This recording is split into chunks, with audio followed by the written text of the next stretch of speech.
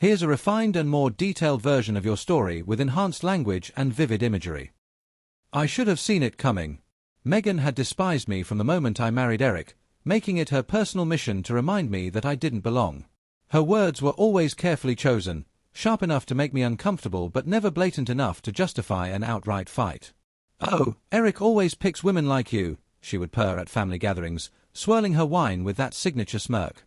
"It's his thing, he loves the chase. But once he's bored, he moves on." She said it in front of everyone, his parents, his co-workers, our friends, never breaking eye contact, waiting for a reaction. And Eric? He never defended me. Never corrected her. Just laughed it off, like her words weren't slicing through me like a blade. For years, I swallowed it.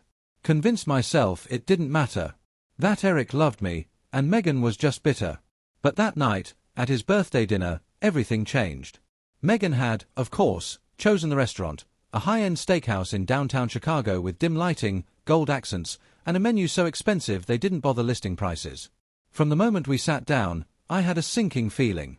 Megan was in an unusually good mood, which meant one thing: she was up to something. She waited until the wine was flowing, until the table was filled with laughter, until I had finally let my guard down. And then she struck. "You know," she mused, her voice light, almost playful. "You're just a placeholder. He'll get tired of you."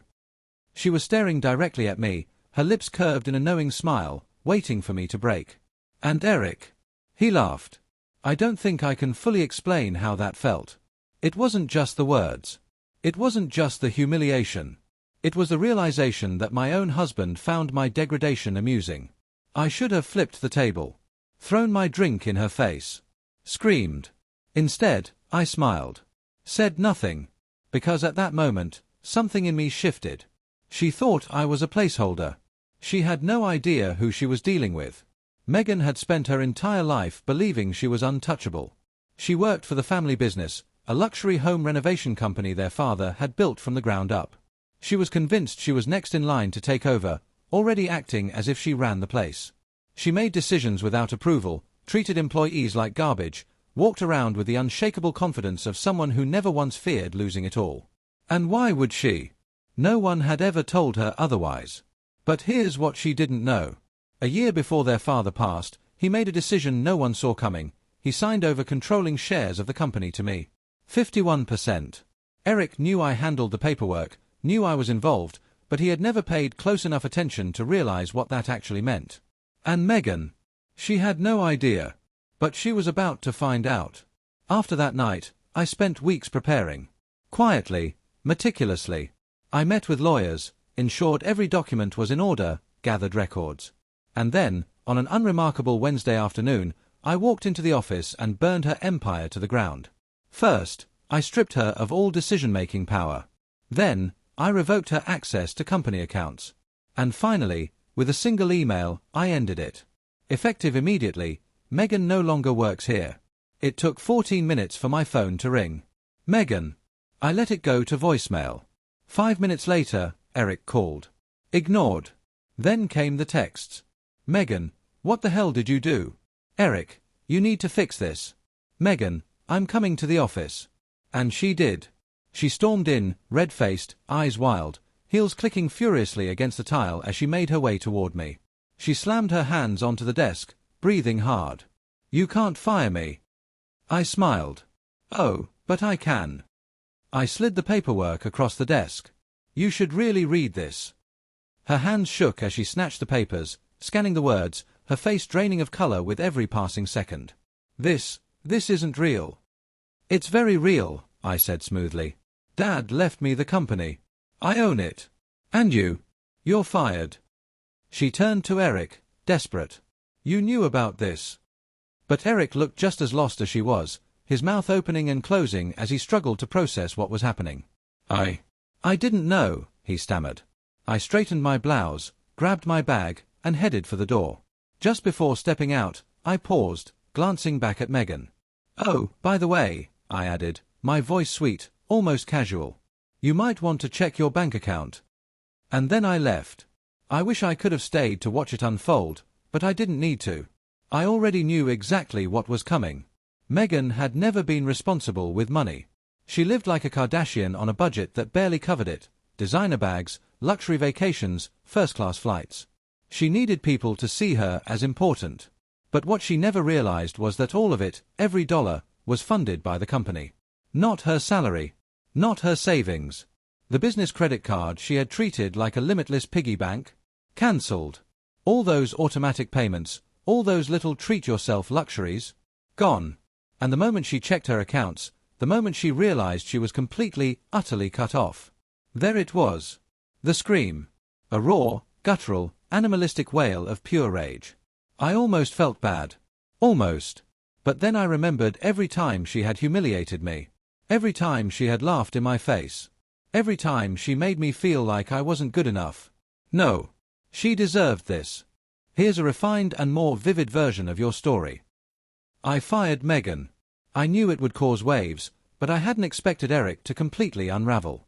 That night, he barged into our home, the door slamming behind him so hard the walls seemed to shake.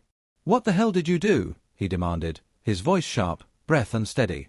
I barely looked up from my wine, swirling it idly in my glass.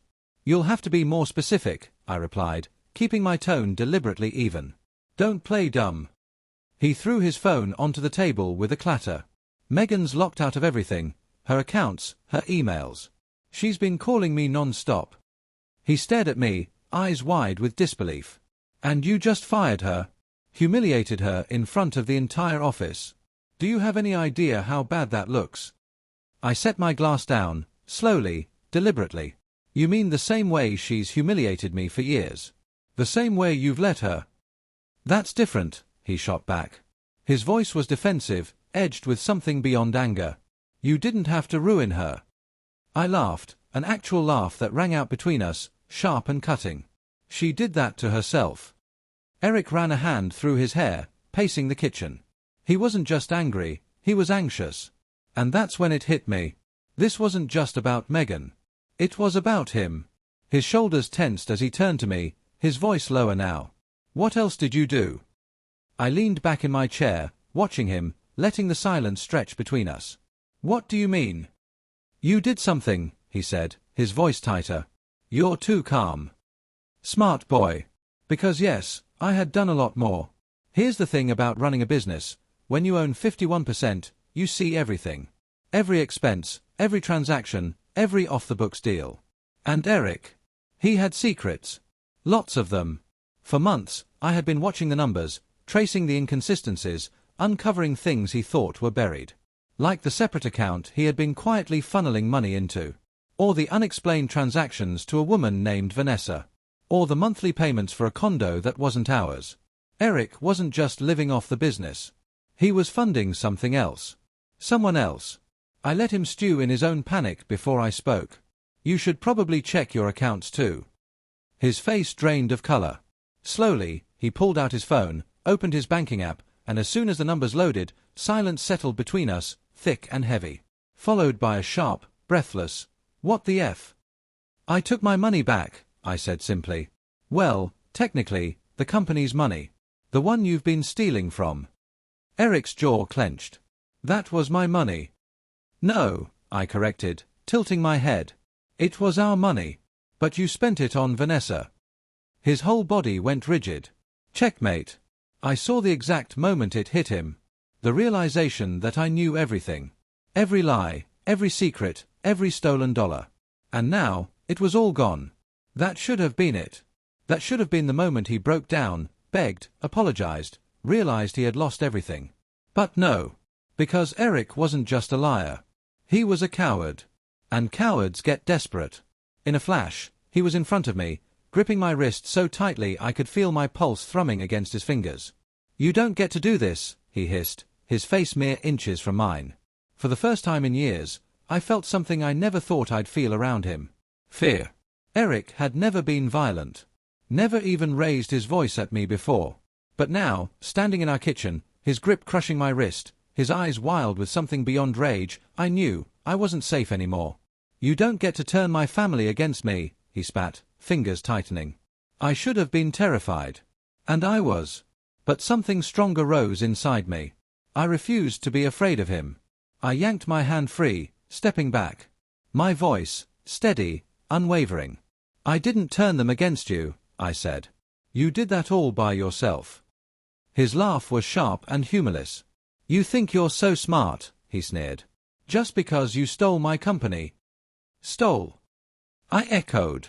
You mean the company you were bleeding dry? The one I saved? His expression twisted, rage warring with something else. Panic. He knew I was right. And if there was one thing Eric couldn't handle, it was losing control. A sudden knock at the door shattered the standoff. A sharp, impatient pounding. Eric flinched, his entire body going stiff. I frowned, expecting someone. He didn't answer. I moved to open the door, but he stepped in front of me, blocking my path. And that's when I knew. Whoever was on the other side, it wasn't good. Move, I said. He didn't. The knocking grew louder, more insistent. Then a voice, high-pitched and furious. Eric! Open the damn door! His jaw tightened. His fingers flexed at his sides. He knew exactly who it was. I had a pretty good guess too. But I still wanted to hear him say it. Who is that? I asked. Silence. The knocking turned to pounding. Eric! I stepped around him and yanked the door open. And there she was. Vanessa. She was exactly what I expected. Tall, blonde, and pissed as hell. But what I wasn't expecting. She was pregnant. Very, very pregnant. The moment her eyes met mine, she froze. Oh. Her gaze flicked from me to Eric, realization dawning. You're the wife. Something about the way she said it, the hesitation in her voice, made my stomach twist. She knew who I was. And yet, she was standing in my home. Which meant she wasn't here to hide anymore. She was here to claim something. Or someone. Eric looked like he wanted to vanish into thin air. His face had gone completely blank, his body rigid. I crossed my arms, leaning against the doorframe. What do you want, Vanessa? She scowled. I want to talk to Eric. Alone. I let out a short laugh. Not happening. Her expression darkened. You think this is funny? She placed a protective hand over her belly. I'm carrying his child. I turned to Eric, raising an eyebrow. Well. Nothing. No denial. No excuse. No pathetic attempt at an explanation. Just silence. And that's when I knew, this wasn't new. She wasn't some fling. She was part of the missing money. The secret accounts. The mysterious withdrawals. Eric hadn't just been cheating. He had been preparing. For a new life. A life without me. And judging by the sheer panic in his eyes, I had ruined his timeline. I was supposed to be gone by now. Eric muttered something under his breath, so soft I almost didn't hear it. But Vanessa did. Her head snapped toward him, fury flashing across her face. What do you mean, gone? Eric ran a hand through his hair, looking utterly defeated. And then it all clicked, the secret condo, the hidden money, the sudden desperation. He had been planning to leave me. The company. Everything. Vanessa's face twisted in realization. You were going to disappear. Silence. Then, without warning, she slapped him, hard. The sharp crack echoed through the room. You bastard, she hissed. You told me you were filing for divorce. You told me you were waiting for the right time. I let out a slow breath. That was the final piece. Eric had planned to drain the company, take the money, and run off with Vanessa, leaving me with nothing. But I had gotten to him first. Now, he had nothing. And Vanessa, she was realizing she had nothing too. The scene unfolding before me was poetic. Eric, standing there, caught in his own deception. Vanessa, furious, realizing she had been played just as badly as I had. And me. I was calm, because while they were both losing everything, I had already won. But there was one more thing left to do. I stepped back and gestured toward the door. Both of you. Get out. Vanessa turned to Eric, her voice razor-sharp. You better fix this. But Eric. Eric just stared at me, frozen. Because he knew, he couldn't fix this. He was already finished. He didn't move. Vanessa was still yelling, still demanding answers, but his eyes remained locked on me. I could see it now, the reality sinking in, the weight of everything hitting him all at once. His plan had failed. His money was gone. His company was mine. And the woman he had been funding the one he thought was his future, had just realized he had planned to leave her too. There was nothing left for him but to lash out. "This is your fault," he spat, his voice raw with frustration. I let out a short, bitter laugh. "Really? That's what you're going with? You were never supposed to be part of this," he yelled, his voice cracking. "You were never supposed to have power over me. It was supposed to be mine." Vanessa's expression twisted with confusion. What the hell is he talking about? I turned to her, feigning surprise. "You didn't know?" I let the words hang in the air before delivering the final blow. "Eric's not exactly a businessman. His father handed everything to him, but he never cared enough to run it.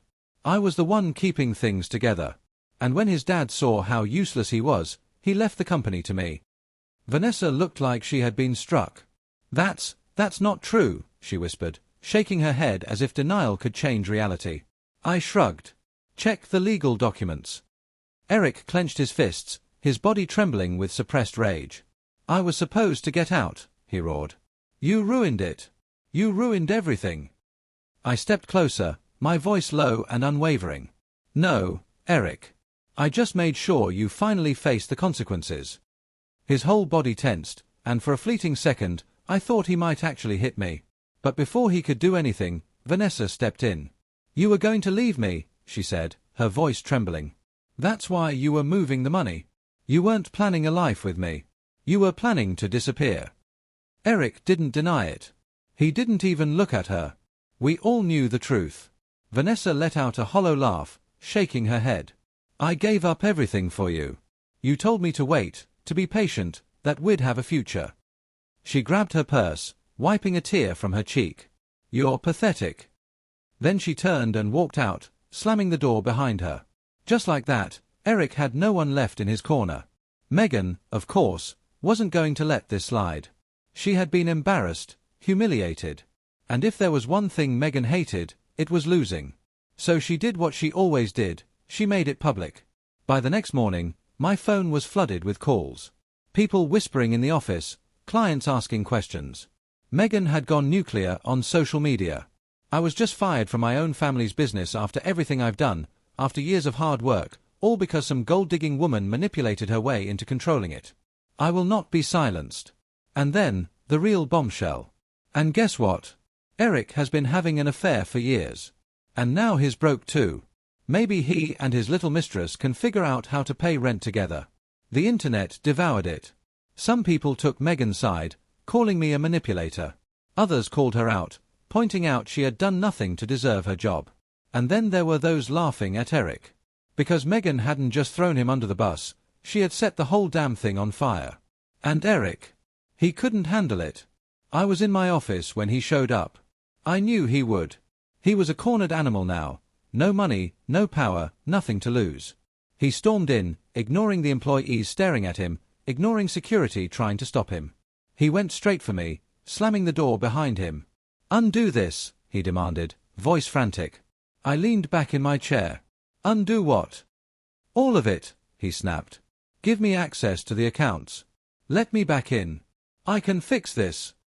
I stared at him for a long moment. Then I laughed. "Fix this?" I echoed. "Eric, you spent years cheating, lying, stealing. You ran through every dollar you could get your hands on. You were planning to abandon me. And now that everything's fallen apart, you think you get to come crawling back." He slammed his hands on my desk. "I don't have anything left." "That's not my problem." His teeth gritted together. "You want me to beg? Fine. I'm begging." He actually dropped to his knees, pressing his hands together. It would have been pathetic if it weren't so infuriating. "You're only begging because you got caught," I said coldly. His face twisted. Then, finally, he broke. "You ruined my life," he whispered, voice shaking. I stood up, leaning forward. "You ruined your own life, Eric. I just made sure you had to deal with it." Then I called security. The last thing I saw was Eric being dragged out of the office, screaming about how I would regret this. But I wouldn't. Not for a second. Megan tried to sue me. She lost. Eric tried to get back into the company. He failed. Vanessa. She moved back home. I never looked back. As for me, I moved on. I kept running the business, kept building my life. And for the first time in years, I felt free. No more lies. No more humiliation. No more waiting for someone to respect me. I had everything I needed. And Eric had nothing. Here's the revised version of your story with richer language and more vivid details. Let me know if you'd like any further refinements.